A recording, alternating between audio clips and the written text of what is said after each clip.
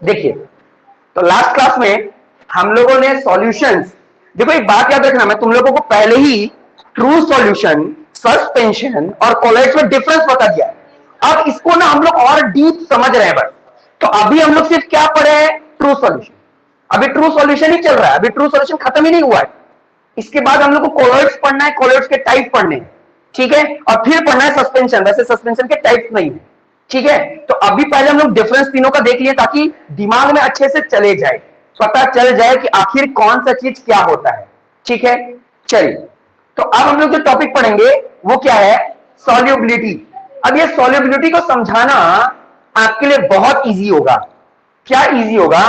पहले मैं general example लेता हूं जो हमेशा यूज करता हूं, उसके बाद फिजिक्स वाला एग्जांपल लूंगा, ठीक है। मैं जनरल एग्जांपल लेता हूं, जैसे मान लो कि एक छोटा सा बच्चा है ना, 5 साल का बच्चा है, ठीक है, और एक 25 साल का इंसान है, ठीक है। एक 5 साल का बच्चा और एक 25 साल का इंसान, ठीक है। दोनों को अगर इक्वल अमाउंट पर, इक्वल फोर्स पे अगर चाटा मारा जाए, है ना, इक्वल फोर्स और इक्वल अमाउंट पे मारा जाए, तो ऑब्वियस सी बात है कि बच्चा जल्दी रो देगा। किसके मुकाबले? वो 25 साल के इंसान के मुकाबले, है ना। या फिर मैं दूसरा एग्जांपल लूं कि दो पर्सन है, दोनों एक ही क्लास में है ना, लड़का और लड़की का एग्जांपल लेकर देखता हूं, ठीक है। 9th क्लास में दो, एक लड़के भी हैं और लड़कियां भी हैं, ठीक है। लड़की को अगर मैं 2 चाटा मारा और वो रोना शुरू कर दी, और लड़का को 4 चाटा मारा तब जाकर वो रोना स्टार्ट किया, तो इसका मतलब क्या है? इसका मतलब यह है कि लड़का के पास चाटा खाने की सहनशीलता ज्यादा है, किसके मुकाबले? लड़की के मुकाबले। अब जनरल लाइफ में देखो तो उल्टा भी होता है कभी कभी, है ना, कि कोई लड़का एक चाटा में रोना शुरू कर देगा और कोई लड़की 5 चाटा में भी नहीं रोएगी, वो दूसरा चीज हो गया।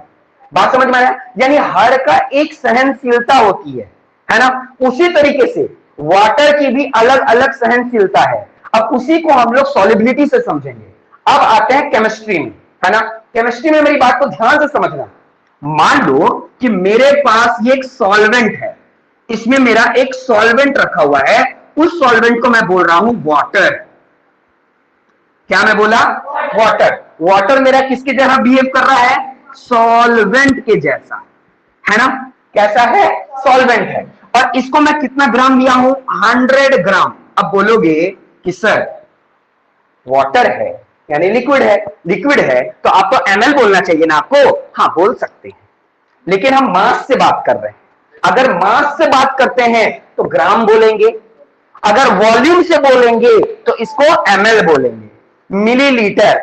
बात समझ में आ रहा है? मेरी बात समझ में आ रही है ना? हाँ, यानी इसलिए कभी देखना, दूध लेने जाते हो ना तो बोलते हो अंकल 1 लीटर दूध दे दीजिए, अंकल आप पे नहीं हंसते। अच्छा, आप कभी बोल दोगे ना कि अंकल 1 केजी दूध दे दीजिए, तब भी अंकल आप पे नहीं हंसेंगे। क्यों? क्योंकि अंकल केमिस्ट्री पढ़े हैं, क्योंकि वो जानते हैं कि जब आप 1 केजी मांग रहे हैं मतलब आप मास के बारे में बात कर रहे हैं, मास से मांग रहे हैं। और अगर आप लीटर बोल दिए इसका मतलब आप उससे वॉल्यूम मांग रहे हैं, इसलिए वो कंफ्यूज नहीं होते। बात सिंपल ही, समझ में आ गया? ठीक है, तो ध्यान देना। हाँ, तब अंकल तुम पे हंसने लगेंगे कि मीटर थोड़ी ना होता है कि 1 मीटर हमको मिल्क दे दीजिए, उस पे हंसने लगेंगे। बात समझ में आ रहा है? क्योंकि कभी भी हम लोग जब डेंसिटी निकालते हैं, डेंसिटी का फॉर्मूला क्या होता है? मास बाय वॉल्यूम, है ना। डेंसिटी मतलब घनत्व, कभी भी घनत्व निकालते हैं तो मास और वॉल्यूम दोनों होता है। तो डेंसिटी मास से भी निकल रहा है और डेंसिटी वॉल्यूम से भी निकल रहा है, लेकिन डेंसिटी कभी भी लेंथ यानी मीटर से नहीं निकलेगा। डेंसिटी कभी भी एमबी और जीबी से नहीं निकलेगा। एमबी जीबी जानते हो? हाँ, मेगाबाइट, गीगाबाइट, जो इंटरनेट में यूज किया जाता है। बात समझ में आया? अब जाओगे नेट भरवाने के लिए तो मत बोल देना कि अंकल 100 ml का नेट भर दीजिए, तो वहां पर जीबी बोलना पड़ेगा। बात समझ में आ रहा है? तो वहां पर अलग अलग जगह पर अलग अलग चीज, अलग अलग यूनिट्स यूज करते हैं, ठीक है। अब थोड़ा इधर कॉन्सेंट्रेशन करो, मैं टॉपिक बता रहा हूं आपको, सॉल्युबिलिटी। बहुत इजी टॉपिक है, ध्यान से समझना। मान लो कि मेरे पास एक बीकर था, बीकर के अंदर मेरे पास वाटर था, तो वाटर को ना बोल करके मैं यहां पर इसको मैं सॉल्वेंट बोल रहा हूं। क्या बोल रहा हूं? सॉल्वेंट है। और कितना सॉल्वेंट है मेरे पास? 100 ग्राम। बात समझ में आ रहा है? 100 ग्राम। अब क्या किया? अब ये किया कि इसमें मैंने क्या किया कि 20 ग्राम का 20 ग्राम का मैंने शुगर डाल दिया, 20 ग्राम का शुगर डाल दिया, लेकिन डालने के बाद मैंने उसको स्टीर भी किया, है ना, उसको घुमा भी दिया। ठीक है, मैंने इसको 20 ग्राम को डाला और घुमाया। घुमाने के थोड़ी देर बाद मैंने देखा कि चीनी का एक भी पार्टिकल मेरे को दिखाई नहीं दे रहा है। और जब एक भी पार्टिकल दिखाई नहीं दे रहा है, मेरे को पूरा का पूरा वो होमोजीनियस मिक्सचर दिखने लगा। कैसा दिखने लगा? Homogeneous mixture. और जब वो होमोजीनियस मिक्सचर दिखने लगा तो मैं एक एक्सपेरिमेंट भी कर दिया। क्या कर दिया? एक टॉर्च लिया और यहां से मैं स्पार्क किया, तो वो जो टॉर्च है ना, उसे टिंडल इफेक्ट नहीं दिखा। टिंडल इफेक्ट मतलब उसके पार्टिकल्स हमको सस्पेंडेड नहीं दिखे। तो मैं समझ गया कि अच्छा ये तो ट्रू सॉल्यूशन है। ठीक है, ट्रू सॉल्यूशन हो गया, मेरे को इतना पता चल गया। यानी इसके पूरे के पूरे पार्टिकल, इसके पूरे के पूरे पार्टिकल, इसके पूरे के पूरे पार्टिकल से मिक्सअप हो गए, यूनिफॉर्म तरीके से स्टेबल हो गए, पूरी तरीके से मिक्सअप हो गए। समझ में आ गया? इसलिए ये होमोजीनियस हो गया। ठीक है, बात समझ में आ गया? यानी 20 ग्राम के शुगर को जब मैंने इसमें डाला तो इसके 20 ग्राम के पूरे पार्टिकल इस 100 ग्राम के वाटर में पूरी तरीके से स्टेबल हो गए, पूरी तरीके से यूनिफॉर्मली, पूरी तरीके से इसके हर पार्टिकल के साथ इसका पार्टिकल मिल गया अच्छे से। ठीक है, अब मैं क्या किया? एक्सपेरिमेंट करने लग गया। अब मैं क्या किया कि जब देखा कि 20 इसमें चला गया तो मैं अलग से फिर से मैं इसमें क्या करता हूं, 20 ग्राम एक्स्ट्रा मैं शुगर को इसमें डिसॉल्व करता हूं, है ना। तो ये जो 20 में जब डाला था तो पूरी तरीके से जब पार्टिकल आपस में मिल गए तो इसको हम लोग क्या बोलते हैं? Saturated, saturated solution. क्योंकि इसके हर पार्टिकल से क्या हो गए? मिक्सअप हो गए थे। मिक्सअप होने के बाद मैंने क्या किया? मैं अलग से कुछ समय बाद मैं अलग से इसमें क्या किया? 20 ग्राम का एडिशनल शुगर को इसमें डाला और स्टीर भी किया। स्टीर करने के बाद कुछ तो आपस में मिल गए, लेकिन हद से ज्यादा जो है ना वो सेटल डाउन हो गए। क्या हो गए? सेटल डाउन हो गए। तो मैं क्या बोलूंगा? मैं बोलूंगा, ध्यान से समझना, मैं बोलूंगा कि इस वाटर में 100 ग्राम के वाटर में 20 ग्राम की सॉल्युबिलिटी थी। मैं फिर से बोल रहा हूं, मैं क्या बोलूंगा कि 100 ग्राम के वाटर में कितने ग्राम की सॉल्युबिलिटी थी? 20 ग्राम शुगर की सॉल्युबिलिटी थी, वो भी एट 30 डिग्री सेल्सियस। ये टेम्परेचर भी बताना बहुत जरूरी है। क्यों? क्योंकि अगर मैं टेम्परेचर बढ़ा दूंगा तो पता ये चलेगा कि ये 20 भी जो इसमें था वो भी पूरी तरीके से क्या होने लगेगा? सैचुरेटेड। लेकिन एक बात ध्यान देना, ये जो सैचुरेटेड होगा एक्स्ट्रा इसके अंदर, वो तब तक ही हो पाएगा जब तक गर्मी का लेवल उतना है। जैसे गर्मी का लेवल कम होने लगेगा, 30 पे आ जाएगा, तो फिर इसके पार्टिकल जो पहले डिसॉल्व हो गए थे वो फिर नीचे जमने लगेंगे। अब मेरी बात को ध्यान देना। क्या ध्यान देने वाली बात है कि तुम लोग जब जलेबी खाते होगे, है ना, जब जलेबी खाते होगे तो जलेबी का जो सिरका होता है ना, चीनी और चाशनी जो होता है, तो उसमें क्या किया जाता है? पानी और चीनी का ही लेवल होता है। लेकिन कभी कभी तुम गौर करना कि जब गर्म रहता है तो कभी भी चीनी का पार्टिकल पानी में नहीं दिखाई देता। वो भले थोड़ा थिक हो जाता है लेकिन दिखाई नहीं देता। लेकिन गौर करना, जब वो पानी ठंडा होने लगता है तो वो पार्टिकल्स व्हाइट दिखने लग जाते हैं जो एक्स्ट्रा उसमें क्या किया गया था? डिसॉल्व किया गया था। ऐसा क्यों होता है? ऐसा इसलिए होता है क्योंकि हर 100 ग्राम वाटर की अपनी सॉल्युबिलिटी होती है। सबकी अपनी अपनी सॉल्युबिलिटी होती है अलग अलग टेम्परेचर पे। उसको बढ़ा दिया जाए, गर्मी के कारण उसकी कैपेसिटी बढ़ जाती है, टेम्पररी बढ़ जाती है। हाँ देखो, सबका जैसे मान लो अगर मैं 30 डिग्री सेल्सियस दूंगा तो 30 डिग्री सेल्सियस में 100 ग्राम के वाटर में सिर्फ और सिर्फ 20 ग्राम का वाटर, सॉरी शुगर ही डिसॉल्व हो सकता है अच्छे से। हाँ, रूम टेम्परेचर, वैसे नॉर्मल तो होता है हम लोग का 25 ऐसे इसको अगर स्टीर करते हैं, ठीक है। लेकिन अब मैं क्या करता हूं, ध्यान देना, अगर मैं टेम्परेचर को बढ़ा देता हूं 40 डिग्री सेल्सियस, ठीक है, तो अब इसका मतलब यह है कि यहां पर जो एक्स्ट्रा जो शुगर है उसको भी डाल दिया जाए तो वो भी क्या हो जाएगा, डिसॉल्व हो जाएगा, ठीक है। डिसॉल्व हो गया, पूरा सैचुरेटेड दिखने लगा, सैचुरेटेड दिखने लगा। लेकिन अगर किसी तरीके से ये टेम्परेचर घट करके फिर कितना डिग्री सेल्सियस आ जाए, 30 डिग्री सेल्सियस आ जाए, तो ये तो 30 डिग्री सेल्सियस में पूरी तरह से डिसॉल्व था, लेकिन ये तो कितने डिग्री सेल्सियस में डिसॉल्व था, 40 में। लेकिन जब टेम्परेचर 30 हो गया तो ये जो एक्स्ट्रा जो 40 के कारण इसमें डिसॉल्व हुआ था, वही उतना 30 डिग्री सेल्सियस के कारण ये इतना ही पार्टिकल नीचे जाकर क्या हो जाएगा, सेटल डाउन हो जाएगा। बोलो समझ में आया कि नहीं? अब एक और बात है तुमको क्लियर कर दूं, यहां पर 20 ग्राम का जो शुगर था वो 30 डिग्री सेल्सियस में पूरी तरह से डिसॉल्व हो गया था, तो हो सकता है कि 10 ग्राम का जो शुगर होगा वो 15 डिग्री सेल्सियस में ही डिसॉल्व हो जाए। बात समझ में आ रहा है मैं क्या बोलना चाह रहा हूं? हाँ, आसपा तुमको नहीं समझ में आया?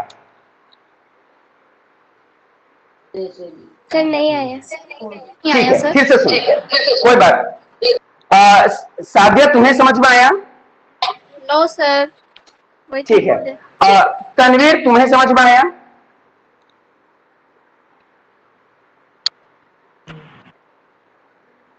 देखो ऑनलाइन वाले को तो समझ में नहीं आया है। अब पहले बात करते हैं ऑफलाइन वाले लोगों को। ऑफलाइन में किसको समझ में नहीं आया, हाथ उठाओ। सिर्फ एक को, हाथ उठाने में भी शर्म। अब ध्यान दो, फिर से समझो, जब तक नहीं समझ में आएगा तब तक मैं समझाऊंगा। फिर से समझो, यहां पूरा मैं मिटा दिया, इसको पूरा मिटा दिया, ठीक है। मैं स्टार्टिंग से कहानी बता रहा हूं, और जब तक नहीं समझ में आएगा तब तक। देखो मेरे पास ये बीकर है, ठीक है। इस बीकर में मैंने क्या किया, 100 ग्राम का वाटर ले लिया, और मैं देखना चाहता हूं कि इसकी सॉल्युबिलिटी कितनी है, यानी इसकी क्षमता कितनी है सॉल्यूट को अपने अंदर क्या करने का, डिसॉल्व करने का। बात समझ में आया? मैं क्या किया, जब 5 ग्राम का शुगर इसमें डाला और स्टीर किया तो देख रहा हूं सारे पार्टिकल डिसॉल्व हो गए। अभी टेम्परेचर कितना है, 30 डिग्री सेल्सियस। अभी मैं सिर्फ 30 डिग्री सेल्सियस की बात करूंगा, ठीक है। और मैं क्या पता लगाने जा रहा हूं, सॉल्युबिलिटी, ठीक है। मैं देखा कि जब 5 ग्राम का शुगर इसमें डाला तो इस 100 ग्राम के वाटर जो कि सॉल्वेंट है उसमें 5 ग्राम का जो शुगर है यानी सॉल्यूट है वो पूरी तरीके से डिसॉल्व हो गया। मतलब कैसा सॉल्यूशन, होमोजीनियस सॉल्यूशन, या फिर इसको हम लोग बोलेंगे सैचुरेटेड सॉल्यूशन। बोलो समझ में आ रहा है कि नहीं? ऑनलाइन वाले जल्दी बताइए, आपको इतनी बात समझ में आई कि नहीं? Yes sir. ठीक है। अब मैं क्या किया कि इसमें एडिशनल 5 ग्राम और डाल दिया शुगर, तो कुल मिलाकर कितने शुगर हो गए, 10 ग्राम के। जब 10 ग्राम का इसमें हो गया फिर मैं देखता हूं कि ये पूरी तरीके से क्या हो गया, डिसॉल्व हो गया। पूरा का पूरा मटेरियल जो था वो होमोजीनियस मिक्सचर दिखने लग गया, पूरे का पूरा मटेरियल जो था वो सैचुरेटेड दिखने लगा। इसका मतलब हर पार्टिकल वाटर के साथ क्या हो गए, डिसॉल्व हो गए, ठीक है। अब मैं क्या दिमाग लगाया कि अच्छा ये हो गया, चलो ठीक है। मैं क्या करता हूं, फिर एडिशनल मैंने क्या किया, 10 ग्राम और इसमें शुगर डाल दिया, तो कुल मिलाकर कितने हो गए, कुल मिलाकर हो गए 20 ग्राम, है ना। 20 ग्राम के शुगर इसमें जब मैंने डाला तो 20 ग्राम का जो शुगर था वो भी पूरी तरीके से क्या हो गया, डिसॉल्व हो गया, डिसॉल्व हो गया, पूरी तरीके से सैचुरेटेड हो गया। इस शुगर का हर पार्टिकल इस वाटर के 100 ग्राम के वाटर पे पूरी तरीके से क्या हो गया, डिसॉल्व हो गया। अब मैं क्या सोचा, मैं सोचा ना कि चलो 5 ग्राम और डाल देता हूं। जैसे मैं 5 ग्राम इसमें डाला तो ये 5 ग्राम जो पार्टिकल्स है वो इस वाटर में डिसॉल्व नहीं हो पाया, है ना। 5 ग्राम जो एडिशनल मैंने डाला, यानी अब कुल मिलाकर इसके अंदर कितना ग्राम चला गया, 25 ग्राम। 20 ग्राम तक तो इसमें 30 डिग्री सेल्सियस में क्या हो गया था, डिसॉल्व हो गया था। लेकिन जैसे मैंने एक्स्ट्रा 5 डाला, एक्स्ट्रा 5 ग्राम जब डाला इसमें, तब वो डिसॉल्व नहीं हुआ। तब हमको पता चला अच्छा इस 100 ग्राम वाटर जो सॉल्वेंट है उसके पास 20 ग्राम शुगर की कैपेसिटी है हम अपने अंदर क्या करने का, डिसॉल्व करने का at 30 degree Celsius. At 22 degree में भी वही होगा। अगर 22 ग्राम भी लोगे तब भी नहीं होगा, 21 ग्राम भी लोगे, 21.5 भी लोगे तब भी वो नहीं होगा। तो वो सस्पेंड हो जाएगा 5 ग्राम। हाँ 5 ग्राम ना सस्पेंडेड होने लगेगा। अब वो कहां दिखेगा, वो दिखेगा टिंडल इफेक्ट में। जो 5 ग्राम है ना, वो 5 ग्राम हम लोग को क्या दिखाने लगेगा, टिंडल इफेक्ट दिखाने लगेगा। वो 5 ग्राम जो नहीं घुल पाया वो इधर उधर घूमेगा, इधर उधर घूमेगा, और जिसके कारण हम जब टॉर्च का लाइट जब बात करेंगे तो क्या होगा, ये 5 ग्राम वाला जो पार्टिकल है वो उससे वो लाइट क्या करने लगेगा, टकराने लगेगा, क्योंकि वो डिसॉल्व नहीं हो पाया। और जब नहीं हो पाया तो क्या होने लगा, टिंडल इफेक्ट होने लगा। ऑनलाइन वाले इतनी बात समझ में आई कि नहीं आई? यस सर, आगे। Yes sir. Yes sir. Tanveer तुम्हें समझ में आया? Yes sir.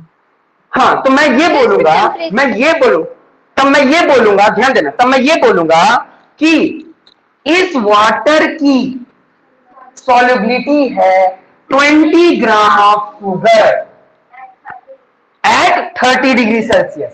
अब अगर मैं इस 30 डिग्री सेल्सियस को जब 35 डिग्री सेल्सियस कर दूंगा तो ये जो 5 डिग्री, जो 5 ग्राम एक्स्ट्रा था वो भी क्या हो जाएगा, डिसॉल्व हो जाएगा। बात समझ में आ रहा है? यानी अगर आप इसमें और घोलना चाहते हैं तो टेम्परेचर बढ़ाते जाओ, लेकिन वो टेम्परेचर को उतना ही रखना होगा, उतना ही। जैसे ही टेम्परेचर फिर नीचे आ गया 30 डिग्री पर, तो जो एक्स्ट्रा तुमने घोला था वो सब वहां पर जमना शुरू हो जाएगा। मेरी बात समझ में आ रही है? मेरी बात समझ में आ रही है कि नहीं, जल्दी बताओ। हाँ, नहीं ये तो हम सिर्फ एग्जाम्पल के रूप में बताएं कि 5 में कोई जरूरी नहीं 5, ये सिर्फ एग्जाम्पल के, सबका सॉलिबिलिटी अलग होता है। ये सारा का सारा जो बताया गया है ना, वो एग्जाम्पल के रूप में बताया गया है कि हमेशा सॉलिबिलिटी 100 ग्राम के वाटर मतलब सॉल्वेंट से देखा जाता है, एक मापदंड है, इतने से ही देखा जाता है। हाँ, अब बोलिए क्या क्वेश्चन है आपका? Sir 1 minute Aasfa, 1 minute. हाँ बोलिए।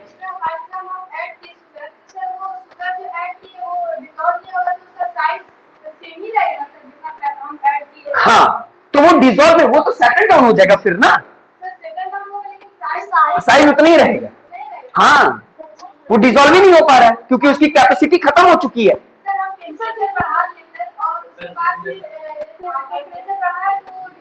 हाँ तब, हाँ तो फिर वो क्रिस्टल के रूप में नहीं होगा, तब वो पाउडर के रूप में उतना ही रहेगा, तब वो पाउडर के रूप में बन जाएगा। हाँ, क्वांटिटी 5 ग्राम ही रहेगा। नहीं समझ में आया? वो वाला समझ में नहीं कि ये वाला समझ में नहीं आया? वो वाला नहीं आया ना, उसको हम आराम समझाएंगे। ये वाला समझ में आ गया ना, बस ये इंपॉर्टेंट है। क्या बोल रही हो साजिया? हाँ हाँ, तो देखो टेम्परेचर बढ़ा तो इसकी कैपेसिटी, इसकी सॉलिबिलिटी बढ़ जाएगी, बढ़ गई। अब इसमें और शुगर को क्या हम कर सकते हैं, ऐड कर सकते हैं। लेकिन अगर जैसे टेम्परेचर घटा दिए तो उस टेम्परेचर पर अगर आ गया तो इस टेम्परेचर पर जितनी इसकी सॉलिबिलिटी थी वो उतनी रहेगी, और जो एडिशनल बच जाएगा वो क्या हो जाएगा, बाहर निकल जाएगा। तो कहां निकल जाएगा, बाहर निकल जाएगा, मतलब उसी में क्या हो जाएगा, सेटल डाउन हो जाएगा। बात समझ में आ रहा है? यानी एक रूम का कैपेसिटी होता है कि हाँ 20 बच्चे को बैठा सकते हैं, 20 बच्चे को बैठा सकते हैं, उसकी कैपेसिटी हो गई। ये उसकी सॉलिबिलिटी एक तरह से बोलते हैं, एक रूम की सॉलिबिलिटी कि उसमें कितने बच्चों को बैठा सकते हैं। अगर मान लो 20 बच्चों को बैठा सकते हैं, मैं 23 बच्चों को ले आया, तो अगर मैं 23 बच्चे को ले आया तो कितने बच्चे खड़े रहेंगे, 3 ही खड़े रहेंगे। जो एक्स्ट्रा हुए हैं बस वही ना खड़े रहेंगे। ऐसा तो नहीं है कि 3 बड़े होने के कारण 23 के 23 खड़े हो जाएंगे, ऐसा तो नहीं है ना। सिर्फ एक्स्ट्रा जो एक्स्ट्रा हुआ बस वही के कारण क्या होगा, उतना जो पार्टिकल्स हैं वो सेटल डाउन हो जाएगा। बोलो आसफा क्या क्वेश्चन है तुम्हारा? इसमें टेम्परेचर देना जरूरी है? अभी टेम्परेचर ये फैक्टर अफेक्ट करता है। पहले तुम ये बताओ कि सॉलिबिलिटी तुमको समझ में आया कि नहीं? ये सर आ गया। इतना बात तो समझ में आ गया। अब ध्यान देना कि जो सॉलिबिलिटी है ये दो फैक्टर पे अफेक्ट होता है। क्या हो गया? पानी। अब ध्यान दीजिएगा कि जो सॉलिबिलिटी है ना ये डिपेंड करता है दो फैक्टर पर। दो फैक्टर, एक फैक्टर है इसका टेम्परेचर, है ना, और दूसरा है प्रेशर। ठीक है, टेम्परेचर और प्रेशर। अब दोनों को समझो कि टेम्परेचर जो होता है वो अफेक्ट करता है सॉलिबिलिटी को, और जो प्रेशर होता है वो भी अफेक्ट करता है किसको? सॉलिबिलिटी को। एक बात याद रखना, अगर टेम्परेचर है तो अगर टेम्परेचर बढ़ाएंगे, अगर टेम्परेचर बढ़ाएंगे तो उसकी सॉलिबिलिटी भी बढ़ेगी। बात समझ में आ रहा है? अगर हम टेम्परेचर बढ़ाते जाएंगे, जैसे देखो अगर हम 100 ग्राम में 30, देखो 30 डिग्री सेल्सियस में 100 ग्राम का वाटर लिए तो इसमें अगर 20 ग्राम का शुगर डिसॉल्व हो रहा है, तो अगर हम इसका गर्मी बढ़ा देंगे तो गर्मी बढ़ने के कारण काइनेटिक एनर्जी बढ़ जाएगा, और काइनेटिक एनर्जी बढ़ने के कारण इसकी सॉलिबिलिटी भी बढ़ जाएगी। मतलब 35 डिग्री सेल्सियस में अब इसकी सॉलिबिलिटी 20 ग्राम से बढ़ करके वो 22 हो जाए या 25 हो जाए, कुछ भी हो जाए, सॉलिबिलिटी हमेशा एक सर्टेन अमाउंट पे रखते हैं, इतना ही रखना होगा, तब उसकी सॉलिबिलिटी चेक कर पाओगे। बात समझ में आ रहा है? लेकिन ध्यान देना, अगर 35 में वो अपने आप को डिसॉल्व कर ले रहा है कितना? 22 को। सपोज दैट तुमने क्या किया? कूल कर दिया, है ना, कूल कर दिया। तो कूल करने का मतलब क्या है? टेम्परेचर बढ़ना कि घटना? घटना, है ना। तो टेम्परेचर अगर घटेगा तो सॉलिबिलिटी भी घटेगी, क्योंकि टेम्परेचर और सॉलिबिलिटी की डायरेक्ट रिलेशनशिप है, डायरेक्ट रिलेशन है। एक बढ़ेगा तो दूसरा भी बढ़ेगा, एक घटेगा तो दूसरा भी घटेगा। तो जैसे टेम्परेचर घटा तो इसकी सॉलिबिलिटी भी 22 से घट करके 20 हो जाएगी। अगर आप 30 से 25 कर दोगे तो ये 20 से और कम हो जाएगा। बात समझ रहे हैं आप? ये मत सोचो कि 20 है तो 30 में 20, 35 में 25, ऐसा नहीं। मैं तो एक एग्जांपल के रूप में बताया, वो तो निकालने का तरीका, इसका फॉर्मूला है, अभी फॉर्मूला भी बताऊंगा। ठीक है, कॉन्सेंट्रेशन ऑफ सॉल्यूशन निकालने का। बात समझ में आ रहा है?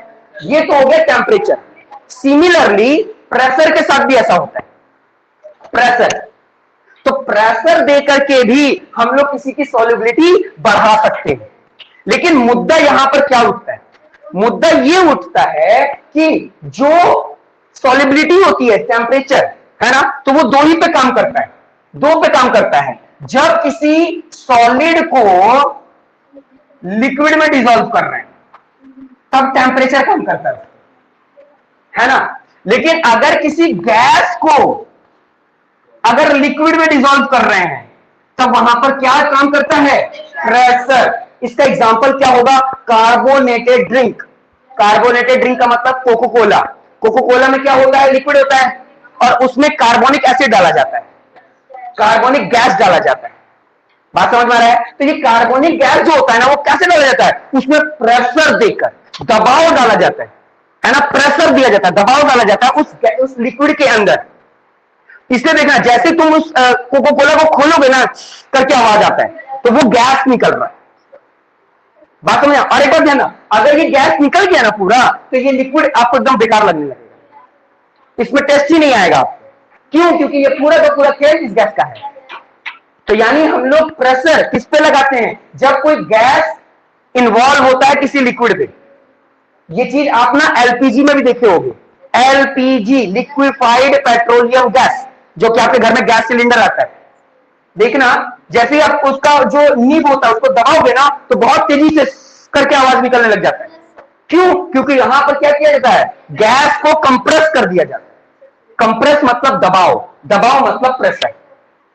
यानी कि प्रेशर दे करके भी किसी की सॉलिबिलिटी बढ़ाई और घटाई जाती है। लेकिन वो कौन सा स्टेट होगा? लिक्विड और सॉलिड।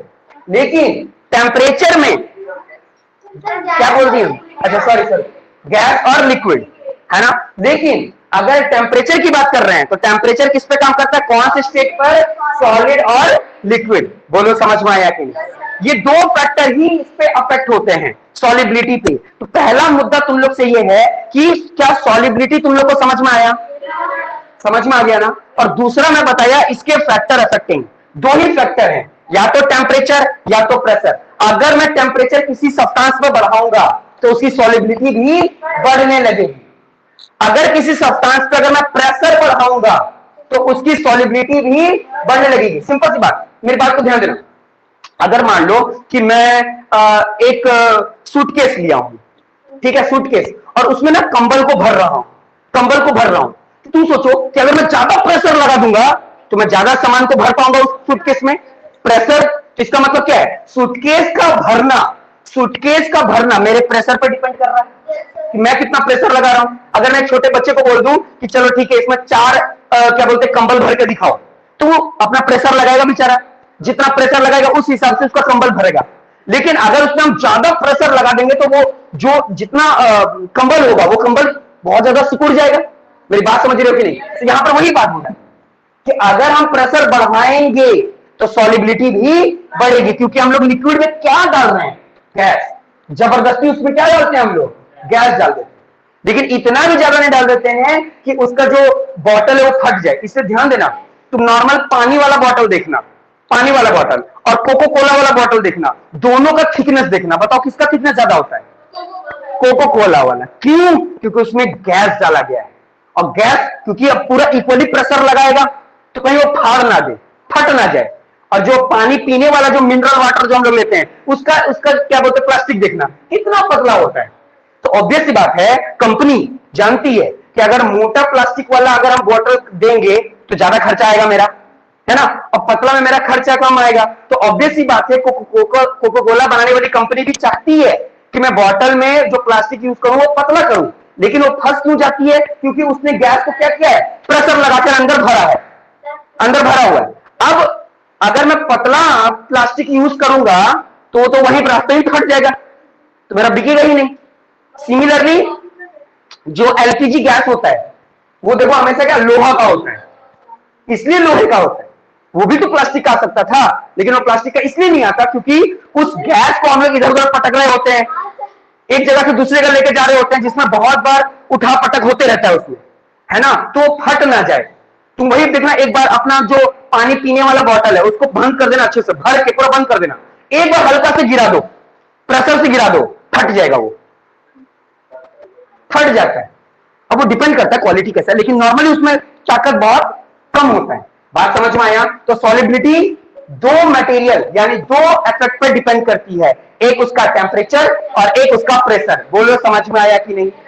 2 मिनट का टाइम देता हूं, जल्दी से पढ़ो, और जो नहीं समझ में आ रहा है तुरंत पूछो।